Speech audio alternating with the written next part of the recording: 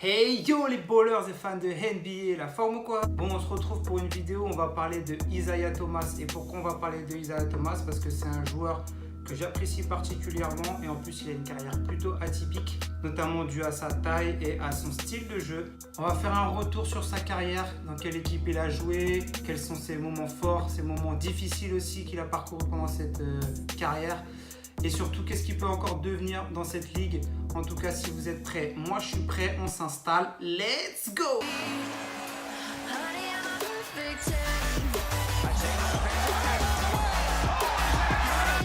Alors il faut savoir que Isaiah Thomas a été choisi 60e à la draft 2011 par les Sacramento Kings. 60e, c'est le dernier choix possible de la draft. Ça veut dire que toutes les équipes avaient choisi au moins un ou deux joueurs.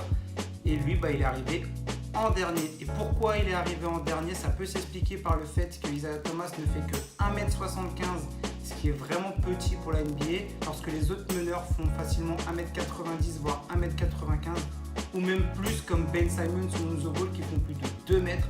Donc difficile pour un joueur comme lui de s'imposer physiquement en NBA quand ses adversaires directs lui rendent presque 20 cm, surtout défensivement, c'est très compliqué, ils peuvent shooter sur sa tête. Du coup les équipes rechignaient un peu à drafter Isaiah Thomas même si c'était un gros joueur de talent, sauf que c'est un gros joueur offensif défensivement, c'est pas forcément trop ça vu sa taille, mais regardez ce qu'il était capable de faire en NCAA.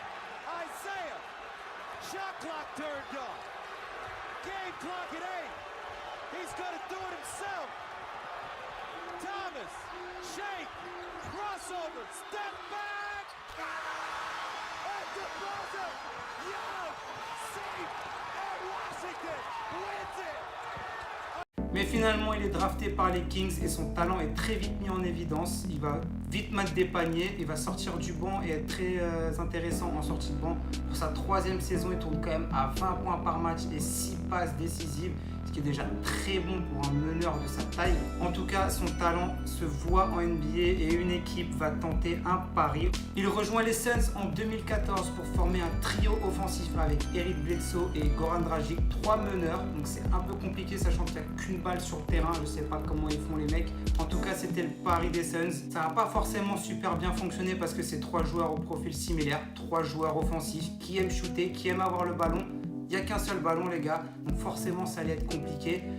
Il n'y avait pas forcément beaucoup de temps de jeu des fois pour Isaiah Thomas, même s'il a réussi quand même à sortir son épingle du jeu.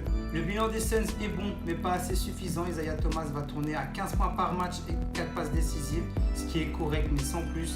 Il sera transféré à Boston et là c'est le début des choses sérieuses. Ce transfert va lui faire un bien fou et il va pouvoir exprimer tout son potentiel. Il arrive dans une équipe à gros potentiel avec des jeunes, où il va être le cadre là-dedans.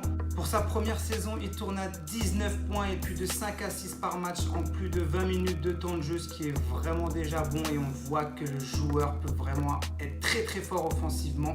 À ce moment-là, on se rend compte que Isaiah Thomas n'est pas qu'un seul role player, donc un joueur de talent qui peut sortir du banc, qui peut mettre un petit peu de points.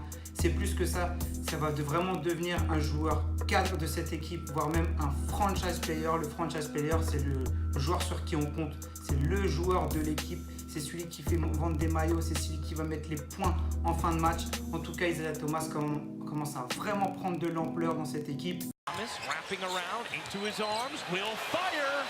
You bet! Isaiah, deep three. Yes!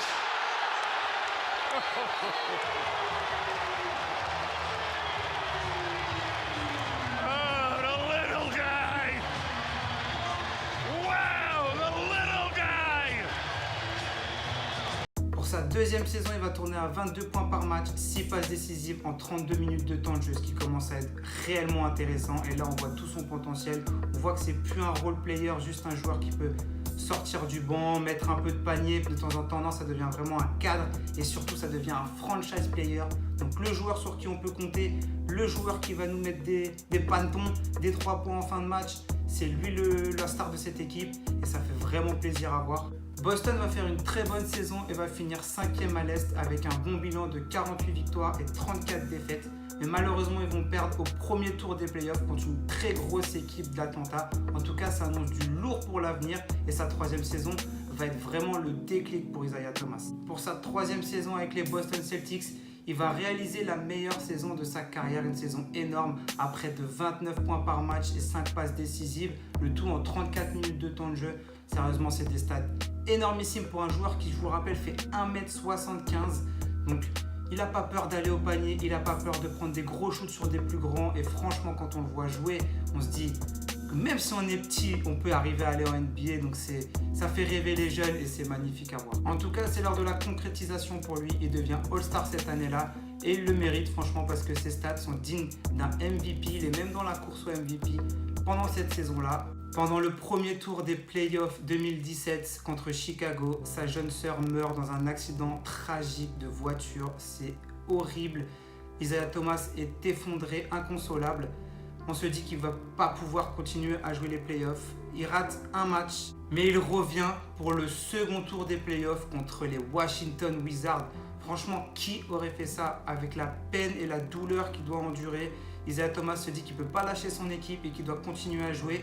Et ce qui est fou, vous n'allez pas vous y attendre, c'est qu'il va nous sortir la perf de sa vie. Pendant le Game 2 contre Washington, Isaiah Thomas va scorer 53 points. 53 points à 18 sur 33 au shoot, donc 5 sur 12 à 3 points. Une perf de malade mental, sérieusement, c'est une genre de perf que peu de joueurs peuvent faire. Il l'a fait en playoff, c'est juste ouf, et il l'a fait après avoir vécu un moment juste tragique.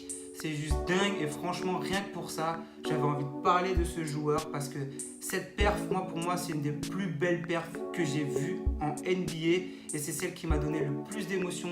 Et franchement, j'avais besoin de faire cette vidéo parce que rien que ça, c'est ouf. Boston finalement s'inclinera 4-1 contre les Cleveland de LeBron James. Et ouais, LeBron James était vraiment un taulier à l'Est. Et malheureusement, Boston a chuté contre Cleveland. Mais ça reste une super belle saison. Et Isaiah Thomas a vraiment fait quelque chose de beau. Malgré tout, les misères ne sont pas finies pour lui. Et pendant l'été, il sera transféré à Cleveland justement contre Kyrie Irving. Alors ça peut paraître être un choc parce qu'ils avaient tous les deux les mêmes stats plus ou moins. Sauf que Kyrie Irving est plus jeune, a quand même sûrement plus de talent, surtout en termes de dribble, de possibilité d'aller au panier, de mouvement offensif. Et surtout, il est plus grand, il fait 1m90. Du coup, Boston a décidé de miser sur Kyrie Irving. Danny Ainge est quand même un génie parce qu'il a réussi à transférer Isaiah Thomas blessé. Oui, parce que Isaiah Thomas a joué toute la fin des playoffs avec une blessure à la hanche. Et il l'a envoyé à Cleveland comme ça contre un Kyrie Irving au top de sa forme. Bref, à Cleveland, ça va pas forcément bien se passer. Il va pas jouer le début de saison, il va avoir du mal à s'intégrer. Et finalement, il va se faire transférer aux Lakers. Aux Lakers, il va sortir du banc. Il va nous sortir quelques belles perfs comme il avait l'habitude à plus de 20 points par match. Franchement, on commence à retrouver un Isaiah Thomas. C'était dur pour lui à Cleveland parce qu'il était blessé à la hanche. Il se retrouvait dans une équipe où il n'est pas forcément être. C'était quand même la star à Boston. Et le mec se fait transférer. C'est très très dur pour lui à vivre, surtout après tout ce qu'il a fait et après les galères qu'il a pu vivre. Respect quand même à ce joueur qui, avec sa taille, a réussi à s'imposer à NBA, a réussi à être All-Star, a réussi à être la grosse star d'une super équipe qui a fait des playoffs. En tout cas, aujourd'hui, il est aux Denver Nuggets. Il va sortir du banc en tant que 6e homme et je pense que c'est son avenir en NBA. Je le vois bien avoir un avenir style Jamal Crawford, où il peut sortir du banc et claquer des 20-30 points, style Lou Williams aussi. C'est des 6e hommes qui étaient vraiment importants dans certaines équipes. En tout cas, là, il sort du banc pour Denver Nuggets, qui est une équipe franchement intéressante et qui peuvent me faire mentir pour mon pronostic de top 8 à l'Ouest. Parce que franchement, Isaiah Thomas, s'il revient à son top niveau et s'il sort du banc à claquer des 20-25 points par match, ça va être très très dur de prendre les Denver Nuggets l'année prochaine. En tout cas, aujourd'hui, il a 29 ans, il a encore de bonnes années en NBA. Je pense qu'en sortie de banc, ça va le faire. Pour Denver, ça va être pas mal. À voir s'il va rester à Denver encore quelques années. Sinon, je le vois vadrouiller, comme dit, dans quelques équipes, faire le 6e homme. Et pourquoi pas être dans une grosse équipe qui peut jouer le titre un jour ou l'autre. Mais pour revenir sur le joueur, franchement, c'est un joueur fantastique. Avec sa taille, il a réussi à faire des perfs juste énormes en NBA. Sa perf contre Miami, un truc de dingue. Des shoots clutch. Le gars avait franchement des... Either Boston's going to win it or we're going to go to overtime. Thomas, step back, rainbow, good! A two-point board, timeout Atlanta. Et c'était quand même, quand il était à Boston, le meilleur joueur du quatrième quart-temps, c'est-à-dire un des joueurs les plus décisifs. C'est celui qui marquait le plus dans le quatrième quart-temps. Ça classe quand même un bonhomme. Et franchement, ce joueur-là, il mérite qu'on parle de lui. Alors, pour tous ceux qui ne connaissaient pas forcément Isaiah Thomas ou qui connaissaient et qui ont aimé le petit retour en arrière, n'hésitez pas à liker cette vidéo.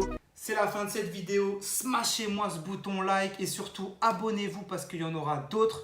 En tout cas, pour moi, les gars, c'est l'heure du quatrième quart-temps. Alors, j'ai des shoots décisifs à mettre. Je vous dis à la prochaine. Bang! 98-95 Boston. Well, the Hawks try to get it out of this guy's hands. Thomas will take a long time and nail a three. He is a tough kid. 101-95 Boston.